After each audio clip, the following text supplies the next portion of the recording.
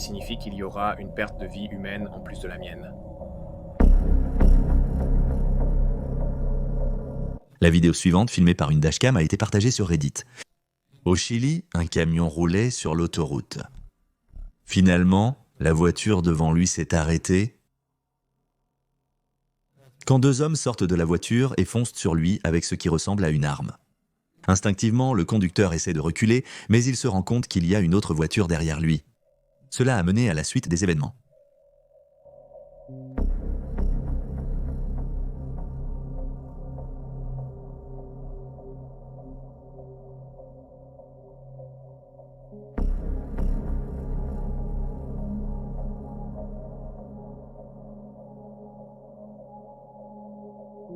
Le conducteur pousse la voiture devant lui, mais on peut voir les feux de freinage. L'assaillant a tenté de ralentir le conducteur sans succès, qui s'en est sorti indemne. Peu après, la vidéo fut publiée en ligne et transmise à la police. Le propriétaire a confirmé le vol de sa voiture. On pense qu'il voulait utiliser la voiture pour voler d'autres voitures également. De 2007 à 2008, Nick Bate s'est fait connaître en ligne en créant des comptes sur LiveJournal et DeviantArt. Il a finalement été découvert sur un forum appelé 789chan, qui était dédié à une autre personnalité d'Internet nommée Chris Chan. Nick a été victime de beaucoup de harcèlement et de trolling en ligne pour diverses raisons, notamment parce qu'il admettait régulièrement ne jamais se laver ou se nettoyer, préférant seulement laver ses cheveux. Il a également une très mauvaise hygiène dentaire, admettant ne jamais se brosser les dents, ce qui lui a laissé des dents pourries et déformées à l'avant de la bouche. Un autre sujet majeur de harcèlement pour Nick était sa coprophilie et son obsession à parler des excréments et de la façon dont ils peuvent être incorporés dans des actes sexuels. Il a également été harcelé pour avoir admis aimer se travestir. Le principal sujet de harcèlement pour Nick était sa fascination inappropriée autoproclamée pour les enfants mineurs, insistant sur le fait que maintenir des relations intimes avec des enfants ne devrait pas être illégal, et professant son vif intérêt pour ce type de relation. Nick a ensuite créé sa première chaîne YouTube nommée Dr Nicolas Bat le 11 novembre 2009, où il publiait principalement de courts vlogs comme des visites de sa caravane et des vidéos mettant en scène sa famille. Cependant, il a ensuite quitté cette chaîne et en a créé une autre nommée Constant Fess le 17 juin 2011. Nick a brièvement eu une petite amie en ligne nommée Anna, qui était un troll se faisant passer pour une partenaire potentielle de Nick sur un forum de jeux de rôle en ligne. Anna a été un point central majeur des obsessions de Nick pendant la courte période où ils sont sortis ensemble. C'est à ce troll que Nick a avoué avoir commis des actes répréhensibles envers sa demi-sœur cadette, en lien avec sa fascination pour la coprophilie. Il a composé une chanson avec cela.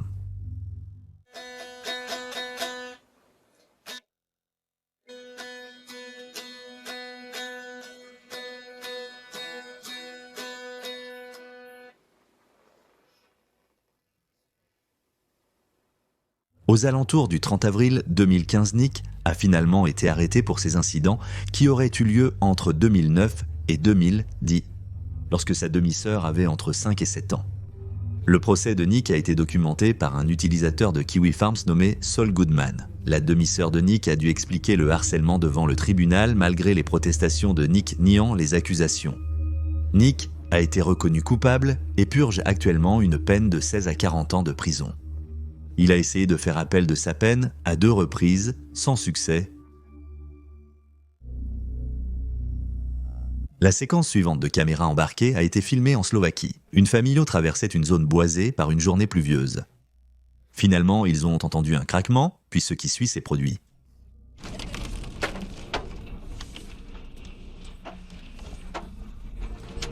Après que plusieurs arbres soient à tomber, ils ont essayé de reculer. Mais les arbres ont alors commencé à tomber sur leur voiture et derrière la voiture, donc il n'y avait aucune issue.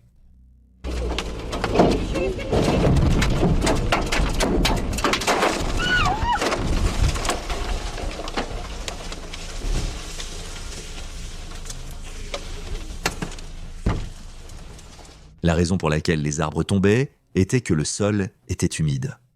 Il avait plu pendant plus d'une semaine, ce qui a fait que les arbres n'avaient plus une bonne prise dans le sol. Cela a fait tomber les arbres un par un. Après tout, la famille semble aller bien et ils ont évité des dégâts plus importants, puisqu'ils se sont simplement arrêtés au lieu d'essayer de fuir. Avant de passer au sujet suivant, je veux juste dire que soit maintenant, soit dans les prochains jours, le 2e épisode de ma série Isuzu sur Patreon sera en ligne. C'est très similaire à ce format sur YouTube, mais c'est complètement non censuré et je peux aborder des sujets dont je ne pourrais pas parler ici. Découvrez cela et bien plus sur mon Patreon pour seulement 2 € par mois. Poursuivons. Dans ce cas, ce n'est pas vraiment l'utilisateur qui est dérangeant, mais plutôt la communauté. Vous saisirez bientôt le sens de mes propos. Je n'ai pas vraiment envie de parler de son contenu ici, c'était surtout non controversé jusqu'à ce qu'elle publie une vidéo affirmant qu'un autre TikToker qui s'appelle John Moslol copie son contenu mot pour mot. Saviez-vous que votre mois de naissance a un énorme impact sur qui vous êtes en tant que personne et sur les choses qui pourraient éventuellement vous arriver? Hey, savais-tu que ton mois de naissance a en fait un énorme impact sur toi et sur les choses qui peuvent t'arriver dans ta vie? Les personnes nées en mars sont beaucoup plus susceptibles d'avoir de l'asthme. Et je peux vraiment en témoigner parce que ma petite sœur, la seule née en mars, a de l'asthme. Les personnes nées en mars sont plus susceptibles d'avoir de l'asthme, comme ma cousine qui est la seule personne née en mars. Bien que cela ait été convaincant de son point de vue, John Moslol a apparemment démystifié ses affirmations en disant qu'il lisait simplement ça sur Google. Donc, seul Jay a mis sur son Instagram que ce type a copié mon contenu plus d'une fois, et quand elle m'a évincé, je l'ai menacé puis j'ai supprimé les commentaires. Non, sa vidéo était dans la salle de bain, la mienne était dehors, et j'ai trouvé le contenu sur Google. Votre tâche de naissance en dit beaucoup sur vous. J'ai trouvé la vidéo de quelqu'un d'autre et j'ai réalisé que c'était elle qui l'avait faite, ce que j'ai trouvé vraiment cool. Elle est devenue agressive. J'ai dit que c'était elle qui avait commencé, pas de souci. Donc, il affirme qu'elle a été la première à faire ce contenu et c'est tout. Mais honnêtement, il copiait littéralement sa vidéo mot pour mot. Je doute donc qu'il dise vraiment la vérité ici. Quoi qu'il en soit, du coup, ses fans lui envoyaient des messages vraiment dégoûtants. En conséquence, seul Jayus recevait beaucoup de critiques et a fait ce post sur Reddit. La dernière partie est assez intéressante. Je n'ai pas les faits, l'information est accessible à tous. Copier du contenu de manière flagrante est inacceptable, c'est mon point de vue. Je ne veux pas de John Candles, je ne le déteste pas et je n'aime pas aller dans sa direction. Cependant, je pense qu'il devrait quand même être tenu responsable. Je ne comprends pas comment prouver qu'il m'a copié. Pourtant, la plupart des gens me voient comme Yaran comme le méchant dans cette histoire. Je tenais à ce que vous connaissiez toute l'histoire de ma propre bouche. Des gens ont commencé à divulguer d'anciens messages privés et oh là là, ça ne sent pas bon du tout. Il y a des années, elle a dit le mot en haine avec un R accentué dans un message privé parmi d'autres choses vraiment choquantes. S'en est suivi une vidéo d'excuses génériques comme à l'accoutumée. Je ne comprends pas pourquoi les gens s'embêtent encore à faire ça, mais bon. Dans le passé, j'ai dit des choses dégoûtantes à des gens et j'ai tellement honte d'avoir utilisé des propos racistes et un langage péjoratif pour blesser les autres. Pour être honnête, les messages dataient, à l'époque, d'il y a 4 ans et avaient été écrits en privé. Et elle semble vraiment encore très jeune, donc il est tout à fait possible de changer de vision du monde en si peu de temps. Bien qu'elle se soit excusée pour ses actes passés, personne ne s'en est réellement préoccupé. Seul Jayus a aussi une étrange habitude de répondre à chaque critique et haine qu'elle reçoit, ce qui n'aide vraiment pas du tout. Ça aurait été suffisant d'y répondre une seule fois et c'est tout, mais elle en fait vraiment trop. C'est arrivé au point où elle se faisait pratiquement annuler pour n'importe quoi. Peu importait vraiment de quoi elle parlait. Elle était critiquée par d'innombrables personnes pour les choses les plus insignifiantes imaginables. La situation est devenue si grave qu'une pétition pour la bannir de TikTok a recueilli plus de 400 000 signatures. Le harcèlement l'a contrainte à quitter les réseaux sociaux. Je vais lancer ça 3 fois, ou plutôt le meilleur sur 3. Et si c'est face, je le fais ici. Si c'est pile... Supermarché. Vous pouvez aller.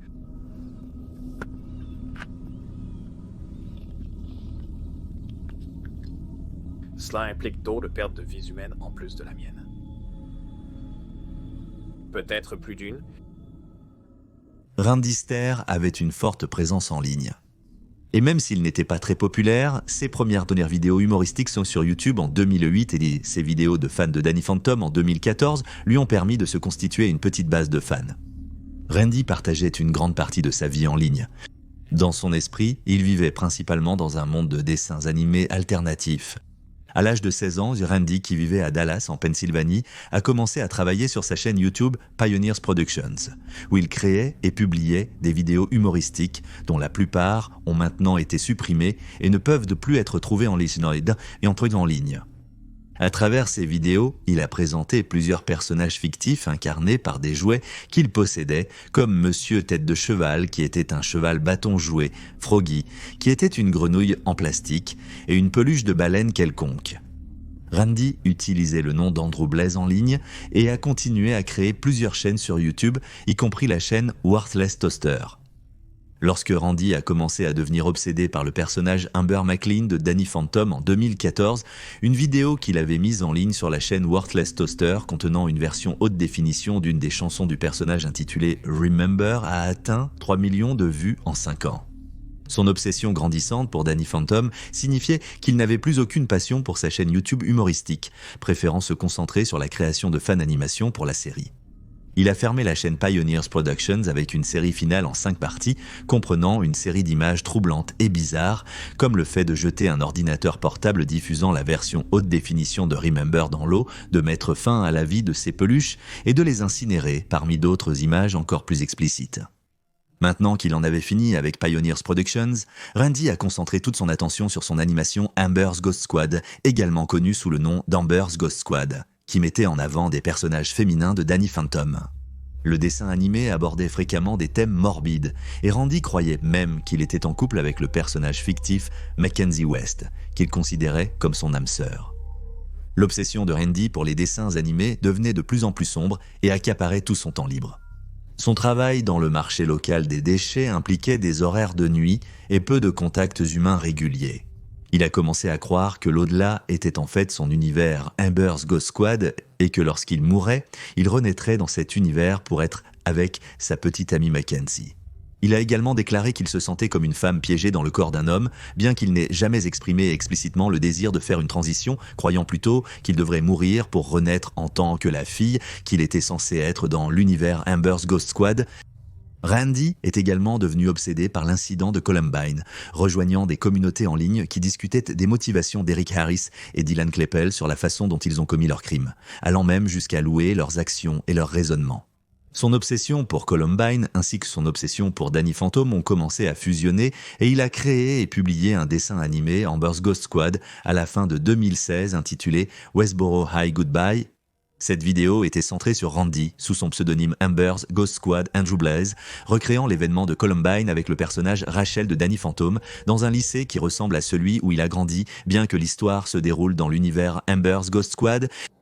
Randy a continué à exprimer en ligne sa frustration et sa douleur de ne pas pouvoir exister en tant que fille, surtout une dans l'univers de Danny Phantom, et il a commencé à insister lourdement sur le fait qu'il était prêt à passer de l'autre côté, se fixant une date pour commettre l'acte, s'en rapprochant de plus en plus à mesure qu'il devenait plus agité. En utilisant un lancer de pièces pour déterminer sa méthode de passage, Randy a décidé non seulement de mettre fin à sa propre vie, mais aussi de rendre hommage aux auteurs de Columbine en mettant également fin à la vie de ses collègues au marché des déchets. Pile.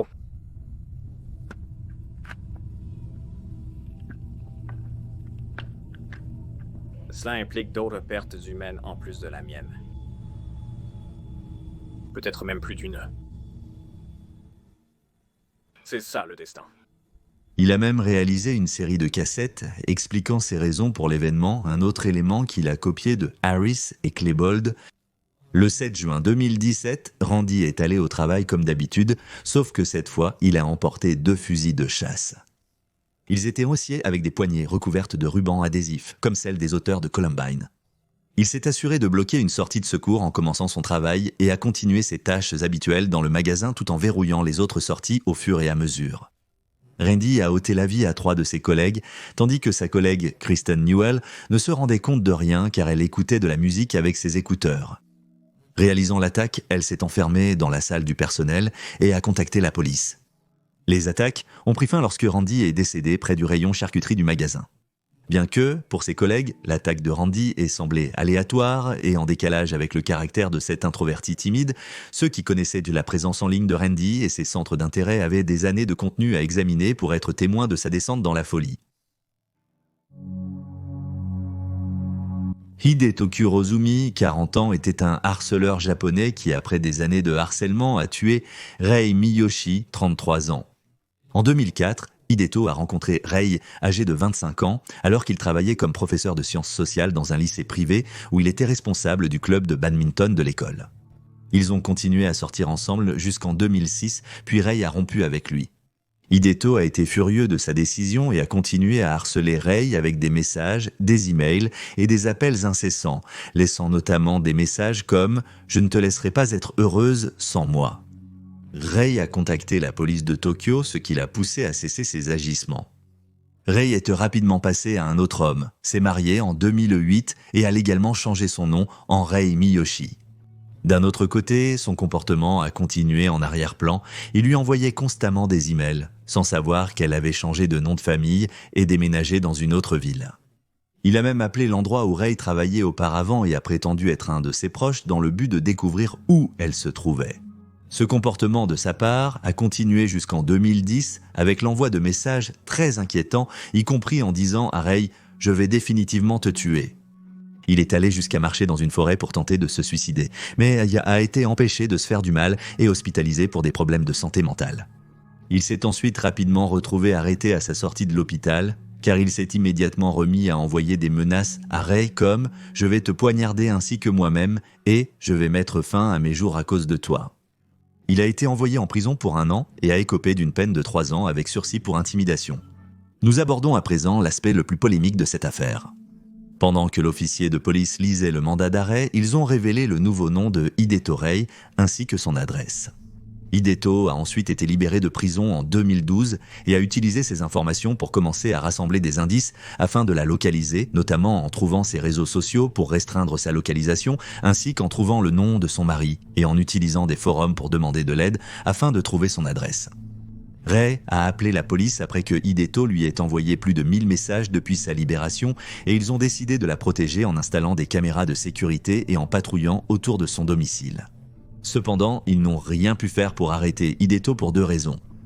Premièrement, la police ne pouvait pas prendre beaucoup plus de mesures contre Hideto car il n'était pas illégal d'envoyer de nombreux courriels à quelqu'un et deuxièmement, ces messages ne contenaient aucune menace mais plutôt des demandes de compensation ou de pitié après la douleur que Rei lui avait causée. Finalement, la police a cessé de patrouiller autour de sa maison car Hideto a arrêté d'essayer de la contacter directement. Hideto avait maintenant engagé un détective privé pour obtenir l'adresse de Rei. Il a réussi à trouver une agence qui a accepté sa demande et l'agent a appelé le bureau des impôts de la ville et a obtenu l'adresse de Rei en se faisant passer pour son mari, ce qui est évidemment illégal. Cette information est parvenue à Hideto dans les 24 heures suivant sa demande initiale. Le jour de son 40e anniversaire, le 6 novembre 2012, Hideto a mis fin à la vie de Rei en se faisant passer pour un livreur, en s'introduisant dans sa maison par une fenêtre non verrouillée et en la poignardant à plusieurs reprises. Les résultats de l'autopsie confirmeront plus tard que Rei est décédé à 14 heures d'une large blessure au cou. Environ 1 heure plus tard, Hideto se suicidera également. Un responsable de la police a reconnu que lire le mandat à voix haute était la procédure, mais qu'avec du recul, des mesures auraient pu être prises pour protéger ces informations. Natsusa Wright, une speedrunneuse américaine renommée, s'est fait connaître en ligne pour ses compétences en jeux vidéo, puis pour ses accès de colère et son comportement inapproprié. Elle s'est fait remarquer pour ses compétences impressionnantes en jeux vidéo, devenant extrêmement populaire grâce à sa capacité à terminer les jeux rapidement en exploitant des bugs et astuces.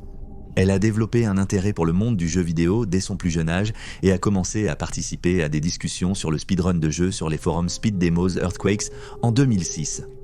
Ses compétences en speedrun lui ont permis de décrocher de nombreux records du monde dans les jeux Zelda. En 2009, elle a cofondé Speedruns Live avec Daniel Hart, un site web qui visait à créer une communauté de speedrunners pouvant s'affronter en course et diffuser leur gameplay sur Twitch.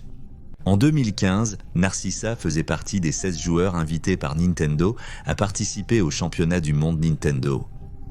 Elle est allée assez loin, atteignant la manche finale de la compétition.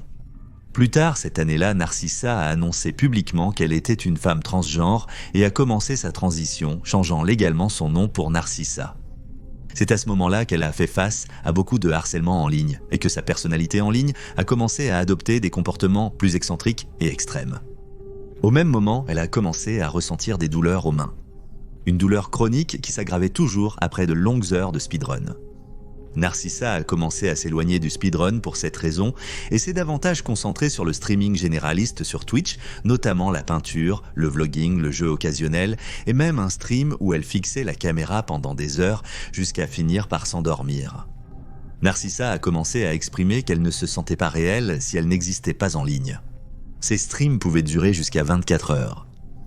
Elle a brièvement quitté Twitch en 2016 à cause du harcèlement et du manque de contenu speedrun, mais elle est rapidement revenue après avoir déclaré qu'Internet était sa maison. En 2018, Narcissa a été bannie par Twitch, ce qui l'a beaucoup bouleversée, même si elle a ressenti un certain apaisement pendant un temps à cause de la durée extrêmement longue de ses streams, de sa tendance à regarder des animés osés pendant ses streams et de son style vestimentaire provoquant. Son compte Twitch a été banni pendant 4 ans, jusqu'à son retour en 2022 après la levée du bannissement, mais elle a été de nouveau bannie peu de temps après. Cette décision a poussé Narcissa à faire une crise publique sur Twitter, déclarant « Je veux me supprimer et tirer sur des gens au siège de Twitch. Et Internet est un enfer et Twitch me donne envie de mourir. » Beaucoup de ses fans se sont inquiétés pour sa santé mentale après ses tweets et ont remarqué sa relation malsaine avec le fait de vivre sa vie en ligne. Elle s'est excusée pour son comportement et a en fait été débannie après seulement 22 jours, ce avec quoi beaucoup de streamers n'étaient pas d'accord. Elle a directement menacé Twitch et a quand même été débannie, alors que des gens se font bannir pour des choses bien plus banales ou qui ne sont même pas sous leur contrôle. Narcissa Wright illustre comment la célébrité en ligne peut vite virer à l'infamie et comment dépendre des services en ligne pour diffuser et donner un sens à sa vie peut avoir des conséquences mentales dévastatrices à long terme. Si vous avez manqué l'épisode précédent, cliquez ici pour le visionner. Abonnez-vous pour ne manquer aucune vidéo.